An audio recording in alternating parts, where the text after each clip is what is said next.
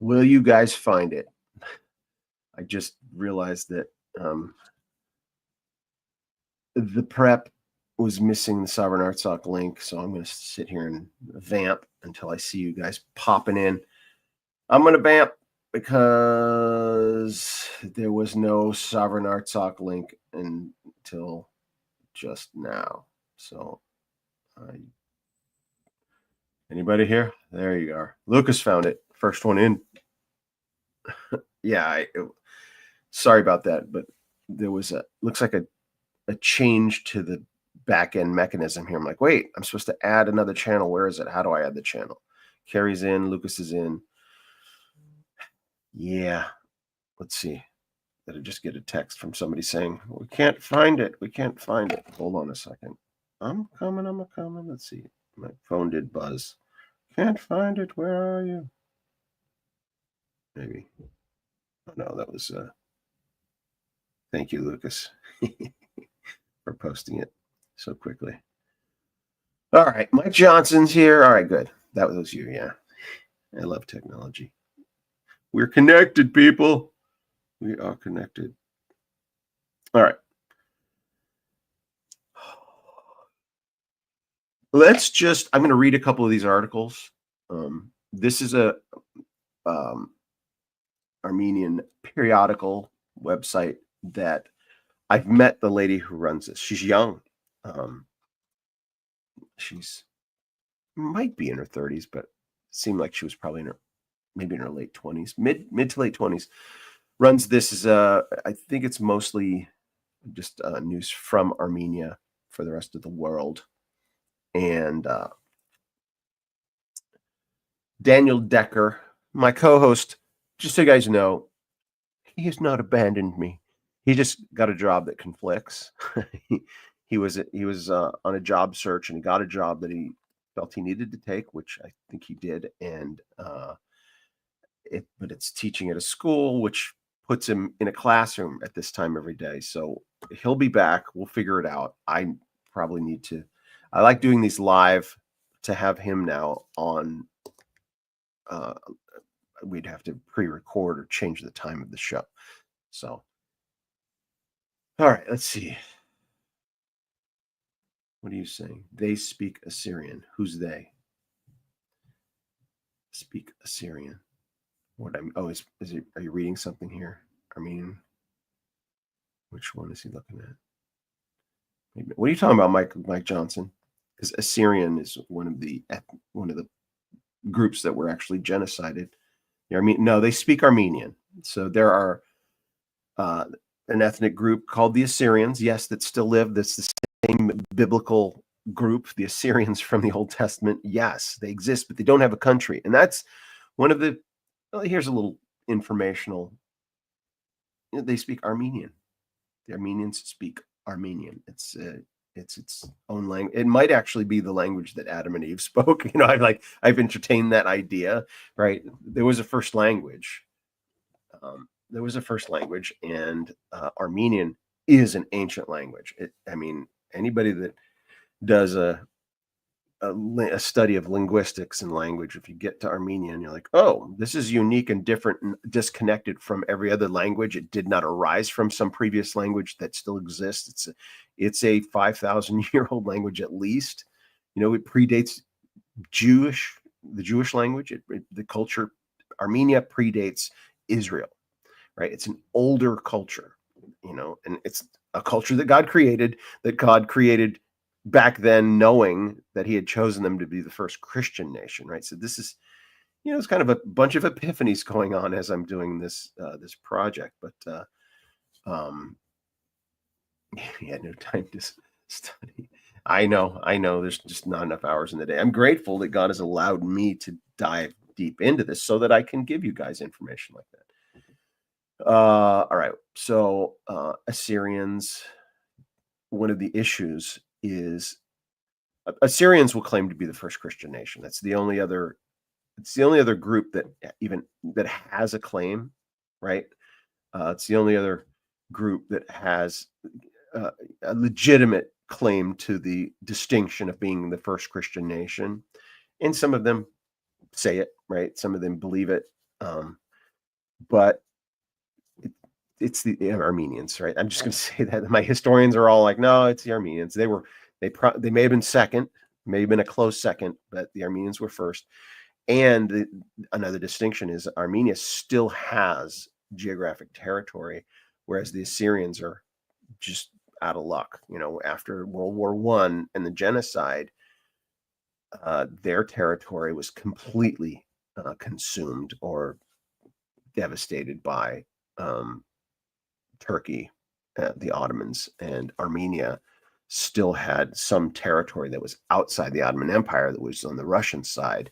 So the little bit of land left that's now modern day Armenia is, the Assyrians don't have anything like that. All right, just a little history, a little educational. Now, there's one article that Daniel Decker did send to me, and I want to read that one first. And then we'll go back and read some of these others. So this is the one he sent me. So Daniel wrote a song. One of the first songs, actually, I think in the very first episode of this, is a song called or it's about Artsakh River. The music video is Daniel's at the Artsakh River, and so this is a border, but this river is a border between Turkey and Armenia. Turkish man drowns in Artsakh River while illegally crossing from Turkey into Armenia.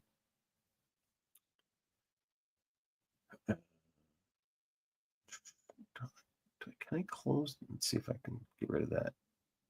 Yeah, baby, look at that. All right. A fatal incident has taken place at the border between Turkey and Armenia. A 28-year-old man from Turkey, Ismail Adir, died while trying to cross the closed Turkish-Armenian border. He was swept away by the Artsakh River, which separates the two countries.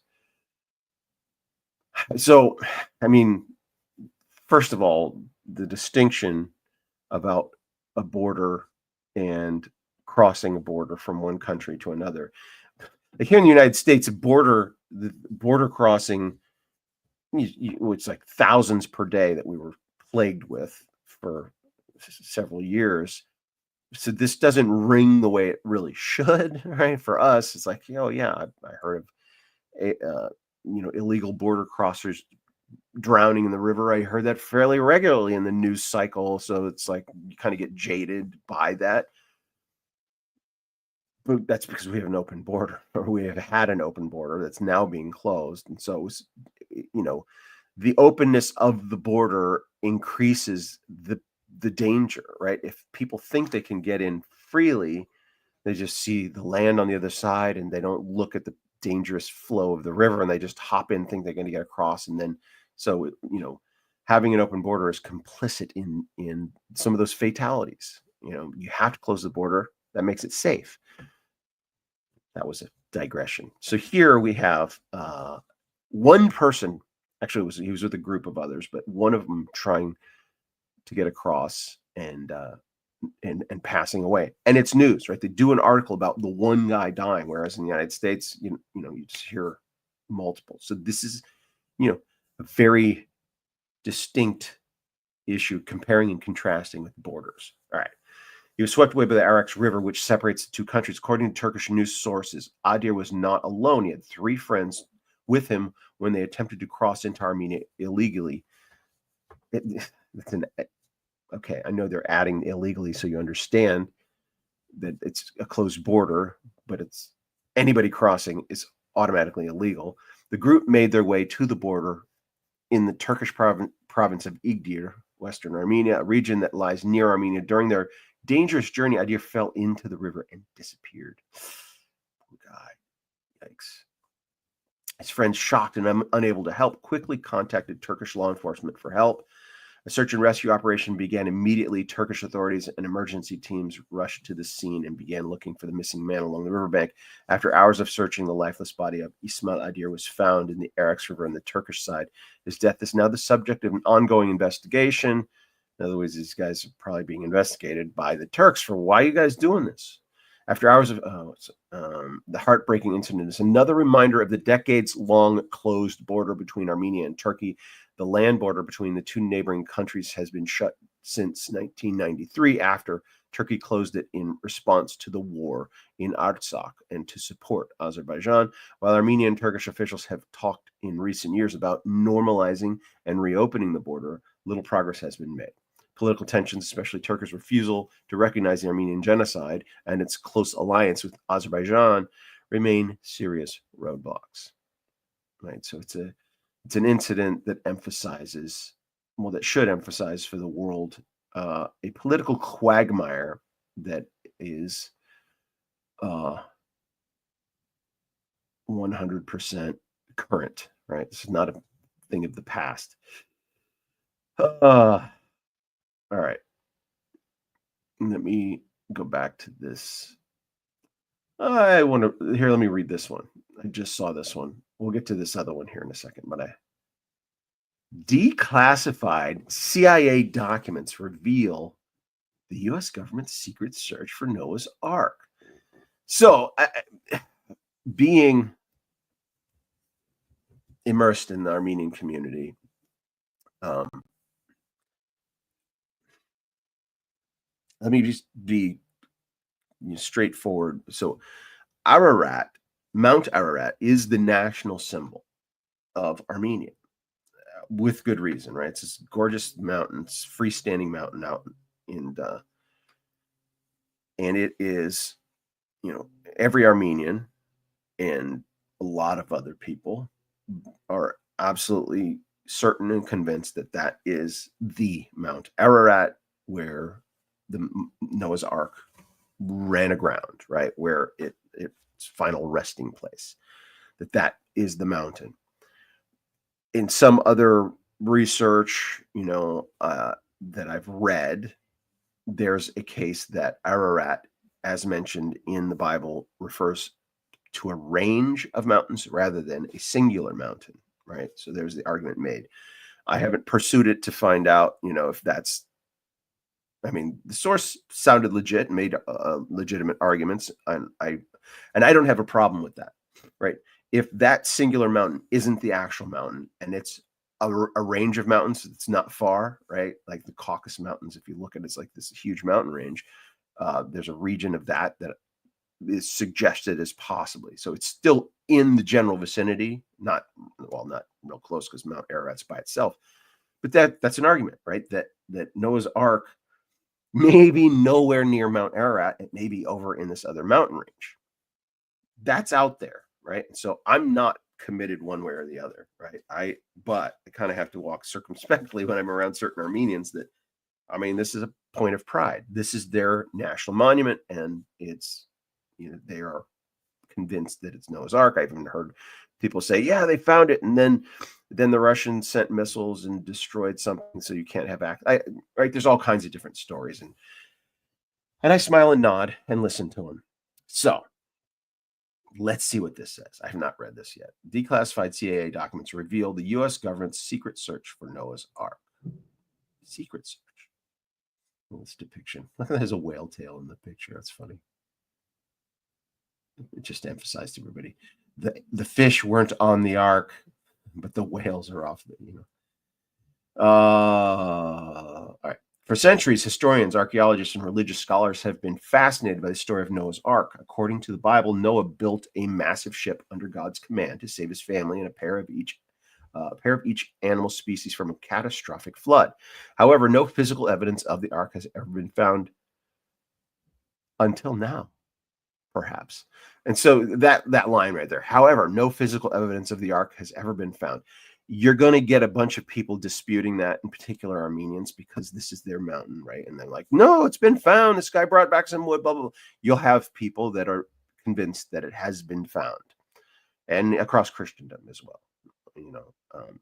But according to this, no physical evidence of the ark has ever been found until now. Perhaps recent scientific discoveries and newly unearthed CIA documents suggest that the U.S. government has been secretly searching for the ark for over 50 years. So one of those line items in the budget that maybe Doge found, it's like, what's this? The search for Noah's Ark. Federal funds spent on this. So is that a worthy expenditure or not? I think it's kind of a worthy expenditure. I think it's kind of cool that the U.S. government somebody in the U.S. government believes the Noah's Ark story, right? Somebody believes it.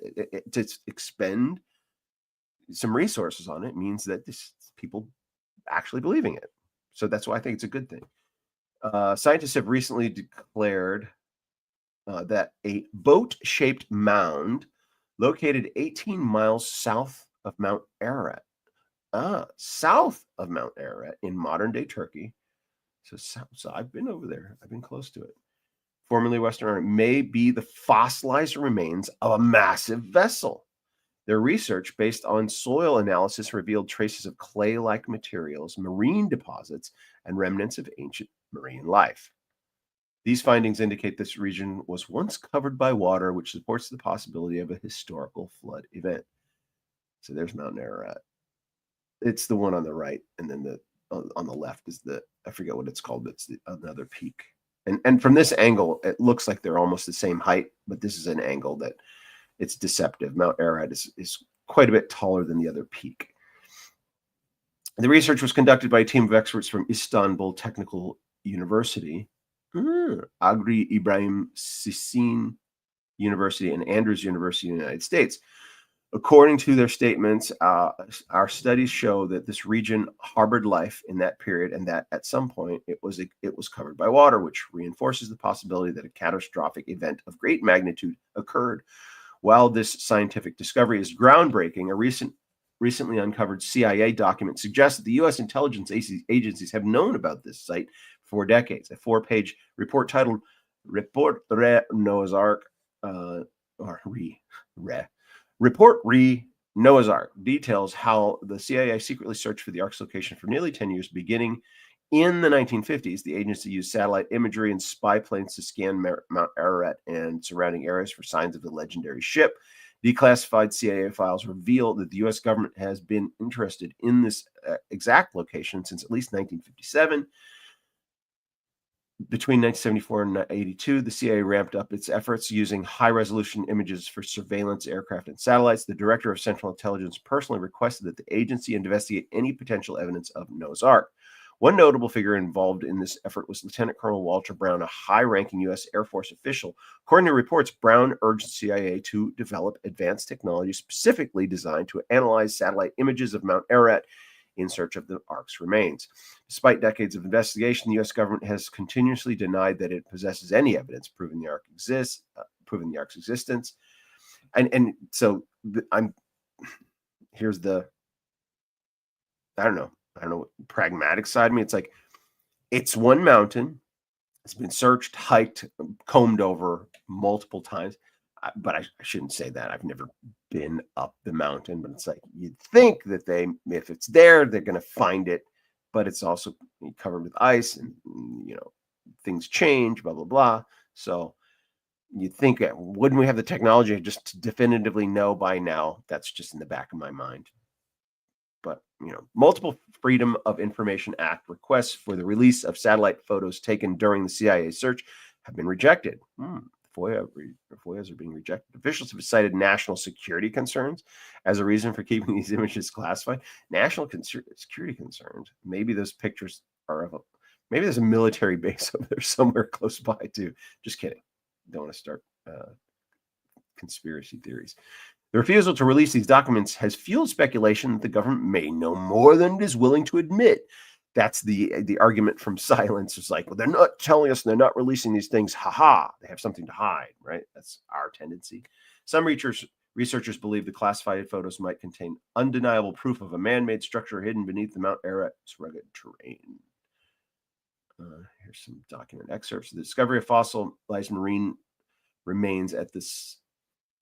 The discovery of fossilized marine remains at the suspected Ark site lends credibility to the biblical account of a great flood. If further excavations confirm that the structure is indeed an ancient vessel, it could be one of the most significant archaeological finds in history. Agreed, right? Because I think if there are remains of the Ark that have survived, they'll be able to determine it, right? If they find it, it will be clear, or they will be able to determine, this is it. I think if it exists, it will be determined, and that will be an earth-shaking moment, right? However, the lingering question remains, has the CIA already uncovered this evidence and chosen to keep it a secret? Much like the Ark of the Covenant, another biblical artifact shrouded in mystery, the true story behind Noah's Ark may never be fully revealed. The story, don't say never, because the author of this, if you're not a Christian, then okay. But if you're a Christian as the author, you can't say never, because we're going to know, right? We're going to know it all at some point. The story of Noah's Ark landing on Mount Ararat comes from the Bible, specifically Genesis 8:4, which states that the ark came to rest on the mountains, plural, of Ararat. The ark came to rest on the mountains. Okay, there's two mountains there, because that could take care of the plural part, but mountains could refer to a range, right? For Armenians, this biblical reference is deeply significant, as Mount Ararat has long been considered a national symbol and a sacred mount, despite being located in present-day Turkey. Yeah, it's 1 mile from the Armenian border. Mount Ararat has been a central figure in Armenian culture, history, and national identity for thousands of years. It's not just a geographical landmark. It is deeply woven into Armenian heritage, folklore, and religious beliefs. The first historically recorded kingdom to control Mount Ararat was Urartu, which is the name of the coffee shop that I go to in Glendale all the time. Urartu, circa 9th through 6th centuries BCE. So the Armenians trace their history back before the 9th century BCE, but that's a kingdom. Urartu was a powerful civilization in the Armenian highlands, centered around Lake Van. Oh, I need to get to Lake Van. Lake Van is east or west of Ararat, centered around in Turkey and extending into what is now modern Armenia. The name Urartu itself is closely linked to the biblical Ararat. That's true. Urartu, Ararat, as Assyrian inscriptions refer to the region as Uratri or Urartu. The kingdom of Urartu played a crucial role in shaping early Armenian civilization, language, and cultural traditions. For Armenians, Mount Ararat, this is a long article, almost done. All right, 2 more. For Armenians, Mount Ararat is more than just a biblical site. It's the heart of the nation's historical and spiritual identity. That's why I was a little bit trepidatious about the potential of undermining that narrative and saying that might not be the mountain. I'm not going to be biased here. I'm just going to articulate what I know. What I do know is we don't know. Many ancient Armenian manuscripts, religious texts, and oral traditions reinforce the belief that Noah and his descendants settled in the Armenian highlands after the flood, marking the region as the cradle of civilization. Even today, the Armenian Apostolic Church embraces the Noah's Ark story as part of its historical narrative, symbolizing rebirth and divine protection. Although Mount Ararat is currently within Turkish borders due to the Armenian genocide, it remains the national symbol of Armenia, appearing on the Armenian coat of arms and in countless works of Armenian literature and art and music. The Noah's Ark connection further strengthens the Armenian people's deep-rooted ties to this sacred mountain, making it a powerful emblem of survival, faith, and cultural endurance. So, similarly to the Shroud of Turin, right, issue where I used to think, because of the time when I became a Christian, 1988, this big thing came out. Kind of the carbon dating said, oh, no, it's not. It couldn't possibly be the true Shroud of Turin. Then recently we find out, oh, that testing was based on a wrong sampling, right? They tested the wrong piece of the cloth. There was some repairs that were made centuries later, blah, blah, blah. And now the facts are it's most likely from the period. And so it convinces me that it is. Like, I am fully 100% convinced that the Shroud of Turin was the burial cloth of Jesus, whereas that's a recent arrival for me. I've recently arrived to be convinced of that. Whereas with Mount Ararat, it's kind of gone the other way. Well, it's not really gone the other way. It's like it's going to take something definitive to convince me that it is. I have no problem thinking that it is, and maybe I'm 51% believing that it really is the same mountain. But it'll take some definitive discovery to convince me 100%. All right. So that's cool. All right. Here's another article that I want to get to before we're out of time. Oops. Yeah. Joe Manganiello. Joe Manganiello urges action. We must use our voices to stand with Armenia. So, I don't know if I've talked to you guys about this guy, this actor, Sofia Vergara's ex-husband, good-looking, kind of A-lister type, discovered his own Armenian heritage. He's Italian, Manganiello, but he discovered one of his great-grand relatives was Armenian and escaped, like the sole survivor of the genocide. So that's changed his life. And I got people that are trying to introduce me to him. I think he is aware of what I'm doing. He knows about my project. So let's read what's going on with him. Actor and director Joe Manganiello. I've been practicing properly pronouncing his name. Actor and director Joe Manganiello joined members of Congress as keynote speaker at the annual Congregational Armenian Genocide Commemoration. In a moving tribute to his great-grandmother, who was an Armenian genocide survivor, he delivered a powerful and moving presentation in a capacity-filled room on Capitol Hill on Wednesday, April 2nd, 2025, reports the Armenian Assembly of America. Oh, so a friend of mine met him at this thing, a new friend of mine, and that said, hey, I want to introduce you to Joe. So we'll see. Manganiello told the rapt audience how he became inspired by his grandmother's and great-grandmother's courage to speak out about the Armenian genocide and to advocate for the rights of Armenians. His genuine passion for human rights and concerns about the plight of the Armenian people was shared by a number of elected officials in an evening of commemoration and vows to ensure a more secure future for Armenia. Oh, look who's there. It's Adam Schiff. Please tell me there were some Republicans present. I think that one on the bottom right corner is one. But oh yeah, so this is. I live in this state, California, and Adam Schiff is like the next region over where Glendale is. Woo. As the echoes of what happened 110 years ago still reverberate throughout our generation, we have to take action. We have to use our voices, said Joe Manganiello. I'm here to tell my great-grandmother's story. I'm here to put an end to the generational trauma that has affected my family. I'm here because of the current situation, and I'm here to tell the world to do the right thing. Elected officials are, here we get a list of who's there. See, look at this. They're all Democrats. Republicans, what the heck? Oh, this drives me nuts. It's just, why do the Democrats own this issue? I mean, it's okay. I've got friends. I'm deeply connected in the Democrat Party, but you know, it's going to be a wake-up call for stupid Republicans they're lagging, you know, in this issue. Elected officials present at the commemoration included Senators Adam Schiff, Andy Kim, Edward Markey, Cory Booker, and Representatives Frank Pallone, Brad Sherman, Laura Friedman, Jim McGovern. I mean, good on all these people. Oh, that's Jim Costa. Good on all these people. But why is this a partisan issue, right? Why? Why is it only Democrats present? Probably because they were only Democrats were invited. Some of the Armenian groups that I'm a part of, or that I associate with, are just very partisan, right? They only reach out to that side of the aisle, right? So don't get me started because we're almost out of time. Senator Edward Markey reflected on the 1.5 million who were massacred during the Armenian genocide, who perished at the hands of the Ottoman Empire, emphasized that he fought alongside the Armenian people for many years in order to have a formal recognition of that genocide. And after decades of advocacy, the U.S. finally got to stand on the right side of the history. Yeah, see, this drives me nuts. Well, it's a partisan event. Tying in the continuing atrocities against the Armenian people by Azerbaijan, Markey emphasized that these crimes demand accountability. Well, it's something that the Democrats are doing right? They're doing something right, as long as they're not using it just as a political football that, you know, they want to exclude, you know, the cross the aisle agreements, which is not the case, but this is something. I'm getting tongue-tied. All right, let me. He recalled his trip to Baku alongside.